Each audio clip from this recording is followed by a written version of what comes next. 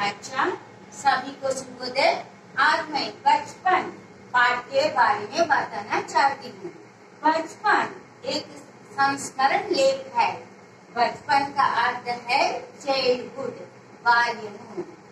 लेखिका ने अपने बचपन के बारे में वर्णन करते हैं इस लेख में। बचपन लेख के लेखिका श्री कृष्णा सोबती जी है।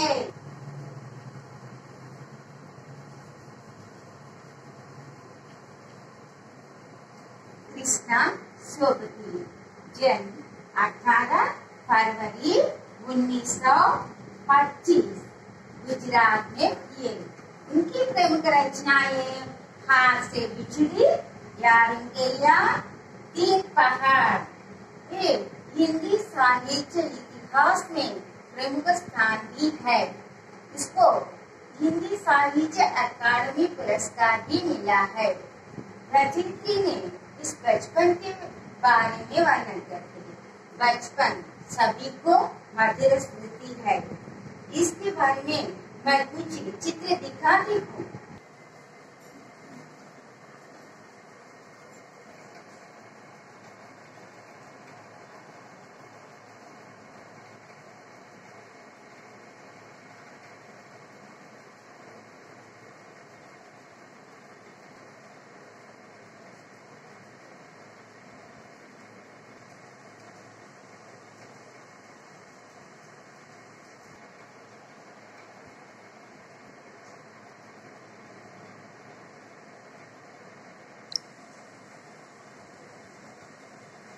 इस चित्र में तुम क्या दिखाती है, क्या देखते हैं? आसमान में पतंग उड़ाते हैं, तालाब के पास जाकर खेलते हैं और सभी बच्चों के साथ झूला झूलते हैं, आनंद से खेलते हैं, पाठशाला में भी खेलते हैं। ये सभी बचपन में आनंद से उल्लास से बीते ना। तुमकी बचपन की याद आते ना? तुम बच्चे है ना, तुम्हारे बचपन में आज भी है। लेखिका ने यही वर्णन करती है। बचपन का अर्थ है चाइल्डहुड।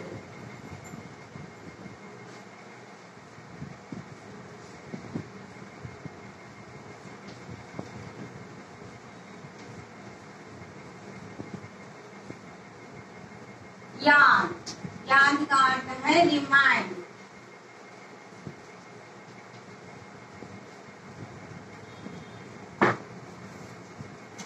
लेखिका ने अपने बचपन को याद आती है। उसके बचपन के अनेक घटनाएं घटती है ना, उसके बड़े होने पर याद आती है। उसको उन मधुर स्मृतियों को यादगारी इसमें चित्रण वर्णन करती है लेखिका ने। इस पाठ में लेखिका अपने बचपन की घटनाएं और अनेक कलाओं को वर्णन करते हैं। कहती है कि उम्र बढ़ने पर वो छोटे उम्र में हमें अनेक तरह की वस्त्र पहनते हैं ना, वे फ्रॉक्स, ओढ़नी, ये सभी पहनते हैं ना। बड़े होने पर साड़ी पहनते हैं। कृष्णा सोबती ने बड़े होने पर साड़ी पैजामा इसी तरह पहनती है। उसने अपने बचपन की याद करती है। उस समय में बचपन में उसे फ्रॉक पहनती है। उस याद में वो बहुत संतोष होती है। उसको लेखिका ने राइट रिमाइंडर है चाइल्डहुड डेज। उस समय में वे पहनते हैं फ्रॉक्स। उसके याद से वो बहुत आनंदित होते हैं। बचपन तो वह गहरे रंग के कपड़े पहनती है और बड़े होने पर वह पीले रंग की और पीला कपड़े पहनते हैं। मैं लेखिका कृष्णा सोबती ने बचपन के समय में वे light thick colour dresses, red, blue और थिक कलर, बट बड़े होने पर वे पहनती है लाइट कलर ड्रेसेस। ये सभी कृष्णा सोबती का बचपन है। हमारे बचपन में भी अनेक मधुर स्मृतियां होती ना, उसको याद करो ना इस पाठ पढ़ने से। दिन सुबह अपने मोजे और जूते को पॉलिश करते हैं। उस समय में कृष्णा सोबती के साथ समय में सभी परिवार वाले, बड़े परिवार होते हैं तो परिवार में नाना नानी दादा दादी ये सभी मिलजुल कर रहते हैं, भाई बहन। ये उस पुराने जमाने में बड़े परिवार होते हैं। उस समय में बच्चों भी काम करते हैं, उसके माँ के साथ उसको माँ को सहायता करते हैं, हेल्प हर मदर। उसी तरह लेखिका भी उससे he wake up early morning and she is doing some work and help mother also, to help mother। उस समय में सुबह के समय में वे सभी कामों करते हैं, अपने मोजे को धो लेती है और क्लीन हेयर सॉक्स एंड जूते को पॉलिश करती है और wash your socks and polish कर शूज ऑल्सो। इसी प्रकार पुराने जमाने में हर घर में छोटे बच्चे भी बड़ों को सहायता करती है। इसी प्रकार तुम भी तुम्हारी माँ को भी सहायता करना चाहती है। लेखिका की बचपन को देखकर हम भी कुछ सीखना चाहिए। You also learn to write a story that बचपन में लेखिका क्या क्या काम करती है। इसी प्रकार तुम भी तुम्हारा माँ को सहायता करना चाहिए। लेखिका को देखकर बचपन में लेखिका के जीवन में क्या क्या है तुम भी सुनाना। माता पिता की प्रत्येक रविवार को हर सभी बच्चों के साथ साथ सभी बच्चों परिवार में सभी बच्चों को माता पिता ने जो काम करते हैं उसे काम कर रही है सभी बच्चे। उसके बाद हर रविवार को कैस्टर ऑयल पीना चाहिए, सभी को देती है माँ ने। कैस्टर ऑयल का अर्थ है తెలుగులో మనం ఆముదము। అప్పట్లో ఆహారపు అలవాట్లని నేర్పడానికి learn to good habits Sunday వాళ్ళకి ఆముదం ఇచ్చేవాళ్ళు। అది తాగితే హాయిగా శుభ్రంగా పరిశుభ్రంగా అయ్యి అన్ని మనము మంచి ఆహారాన్ని కూడా స్వీకరిస్తాం। ఇలా ఫుడ్ హ్యాబిట్స్ కూడా पुराने जमाने में अच्छी तरह होती है, आदतें भी इसी भी सीखना चाहिए। ये सभी माँ बाप का बातें मानती है। आज के बच्चे स्वीकार करते हैं ना कैस्टर ऑयल नहीं पीते हैं, लेकिन पुराने जमाने में सभी बच्चे हमारे माँ की बातें सुनती है।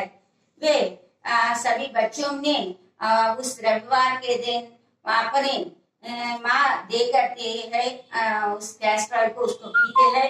उसके बाद सभी मिलजुल कर खाने पीने करते हैं। उसकी अच्छी तरह रहन सहन भी सिखाती है, सभी मिलजुल कर रहते हैं।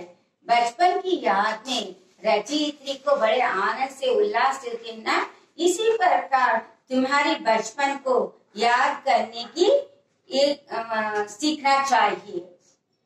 पहले बचपन में लेखिका ने कचौड़ी समोसा खाती है, प्यार से खाती है। उसी प्रकार खाने पीने की चीजों में पसंद होते हैं, उसे माँ बाप को कहकर वे स्वीकार करती है। कचौड़ी समोसा खाती है, चॉकलेट खाती है और जूस को पी लेती है। आज कोका कोला के तरह आज फ्रूट जूस पुराने जमाने में अनेक तरह फल रस देते हैं माँ ने, उस स्वीकार करते हैं। रचयित्री भी यही है, बचपन में अपनी इष्टानुसार कचौड़ी समोसा खाती है और जूस को पी लेती है और माँ के साथ और सभी बच्चों ने रविवार के समय मिलजुल कर खेलते हैं। इसी प्रकार रिमाइंड करती है राइटर ने चाइल्डहुड को। सभी को मालूम है, यू कैन अंडरस्टैंड। ये सभी बच्चों मिलजुल कर कचौड़ी समोसा हमारे पास रचयित्री ने अपने बचपन में उसकी पसंद की खाने की चीजों को और उसके बारे में कहती है याद कर। इसी प्रकार कवयित्री ने उसके समय में कुछ भी घरों में आज पुराने हर घरों में टेलीविजन सेल फोन ये सभी होती है ना। पुराने जमाने में सभी नहीं होती है, ग्रामोफोन रेडियो भी होती है। सभी समाचार रेडियो के द्वारा सुनते हैं। रचयित्री अपने लेखिका अपने बचपन में अपने घरों के बारे में वर्णन करते हैं। उस समय में उसके घर में रेडियो और सुनने के लिए, गाना सुनने के लिए, सभी सुनने के लिए ग्रामोफोन भी है। इसी प्रकार कुछ साधन भी है खेलों के लिए और सुनने के लिए, लेकिन आज की तरह नहीं होती है। आज सभी बच्चे खेलने के लिए बाहर चलना नहीं होती है। सभी घर में एक कमरे में बंद होकर सेल फोन से खेलते हैं। ये मत करना है, ये बैड हैबिट है। इसीलिए तुम भी लेखिका के बचपन के द्वारा अच्छी आदतों सीखने के लिए उसके बचपन के बारे में भी वर्णन करते हैं और उसको मनोरंजन की साधन भी होती है। सभी मिलजुल कर परिवार के साथ रहना, परिवार से आनंद से बीतना, ये सभी होना चाहिए। रचयित्री को, लेखिका को बचपन में कुछ आईसाइट होती है, उस आंखों की देखना से कमी होती है। उससे उसके चचेरे भाई, उसके काजी ने उसको शेम करती है, उसको लंगूर लंगूर कहती है। चश्मा लगाने पर उसको चश्मा का अर्थ है स्पेक्टिकल्स। लेखिका के बचपन में चश्मा पहनती है, पहनने की आवश्यकता होती है। यह आवश्यकता होने के अनुसार वे चश्मा पहनती है। उसको देखकर उसको चचेरे भाई ने उसको लंगूर लंगूर कहते हैं। इसी प्रकार बचपन को याद करती है कृष्णा सोबती ने। सभी बचपन में आनंद से बीते हैं। हमारे जीवन में बचपन को प्रमुख स्थान है। क्यों? बचपन में हम भोला भाला होती है, हमको माता पिता के साथ रहती है। उस समय में हम अच्छी आदतें सीखने से हम अच्छे मार्ग पर चलने की आवश्यकता भी है। हमारे घर परिवार का वातावरण हमारे पर है। इसीलिए लेखिका के बचपन के द्वारा तुम भी कुछ ना कुछ सीखना चाहिए। सभी बच्चे मालूम होती है ना, కృష్ణ సోపతి తన బాల్యాన్ని అందంగా వర్ణిస్తుంది ఇందులో। ప్రతి ఒక్కరికి కూడా బాల్యం అనేది మధుర జీవితం। బాల్యంలో మనం ఏమి తెలియదు, హాయిగా ఆడుకుంటూ ఉంటాం, చెరువుల దగ్గర వెళ్ళేసి అక్కడ పడవలు వదలటం ఇలా చేస్తూ ఉంటాం, ఉయ్యాల ఊగుతూ అందరం కలిసి ఆనందంగా గాలిపటాలు విసిరేసుకుంటూ ఉంటాం। ఎన్నో రకాలైన కుప్పిగంతులు, ఇలాంటి ఆటలు, ఎన్నో రకాలైన ఆటలను ఉల్లాసంగా గడుపుతూ ఉంటాం। బాల్యంలో మనకి ఎవ్వరు కూడా నియమ నిబంధనలు పెట్టరు, హాయిగా పెట్టుకోవచ్చు। అలానే రచయిత్రి కృష్ణా సోబతి కూడా చిన్నప్పుడు తన అందమైన గౌన్లు వేసుకుంటానని, అవన్నీ పెద్దయినా కూడా తన గుర్తుకొస్తున్నాయని, తన చిన్నప్పుడు తినే ఆహారపు అలవాట్లు కచోడీ, సమోసా, చాక్లెట్, జ్యూస్, కేక్, ఈ వీటి గురించి కూడా ఆమె తన ఆహారపు అలవాట్ల గురించి కూడా, మళ్ళీ వాళ్ళ అమ్మ ప్రతి ఆదివారం కూడా తమకి తాగటానికి క్యాస్ట్రాయిల్ లాంటిదంటే ఈ ఆముదం తాగటానికి ఇచ్చే ఆహారం మంచి స్వీకరిస్తే మనం కూడా ఆరోగ్యానికి ఒక మంచి అలవాటుగా ఆమె అలా ఇస్తూ ఉండేది। అందరూ కూడా కుటుంబంలో కలిసిమెలిసి ఆదివారం రోజు పండగ వాతావరణం నెలకొల్పుతున్నట్టు ఉండేది అని, మళ్ళీ ఆమెకి చిన్నప్పుడు ఎన్నో మంచి అలవాట్ల గురించి ఇందులో వర్ణిస్తుంది ఆవిడ। అలానే చిన్నప్పుడు ఆమె కళ్ళజోడు పెట్టుకునే అవసరం వస్తుంది, అప్పుడు తన సోదరుడు ఆమెను ఎక్కిరించడం, ఇవన్నీ కూడా ఆమె తన బాల్యాన్ని ఒక మధుర స్మృతిగా గుర్తు తెచ్చుకుంటూ మనకి తెలియచెప్పాలనుకుంటుంది। మనకు కూడా బాల్యం అనేది ఎంతో ఆనందంగా ఉంటుంది।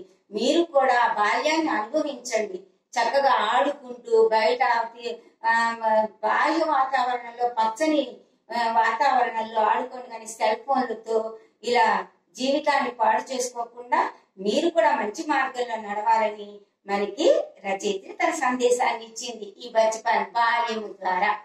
అర్థమైంది కదా?